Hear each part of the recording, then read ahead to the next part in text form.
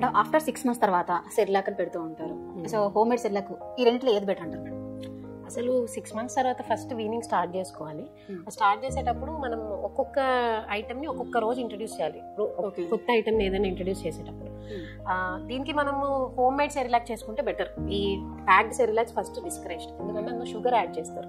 First 1 year babies కి 1 year వరకు sugar and salt are completely should be avoided. ఎందుకంటే ఈ షుగర్ ఏం చేస్తుందంటే it will cause dental caries, future risk of diabetes ఇవన్నీ పెంచుతుంది. అండ్ సాల్ట్ ఏంటంటే ఆ ఇమ్మెచ్యూర్ కిడ్నీస్ మీద లోడ్ ని పెంచేస్తుంది.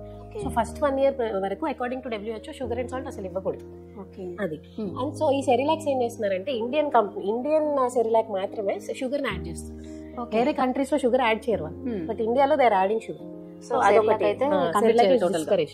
ఎప్పుడైనా హోమ్ మేడ్ ఏదైనా ఇవ్వడానికి ట్రై చేయండి, ప్యాక్ ఫుడ్. ఇప్పుడు హోమ్ మేడ్ సెర్లాక్ ఎలా అంటే అందులో ఏమేమి వేస్తే బాగుంటుంది మేడం? హోమ్ మేడ్ కి చాలా రెసిపీస్ ఉన్నాయి.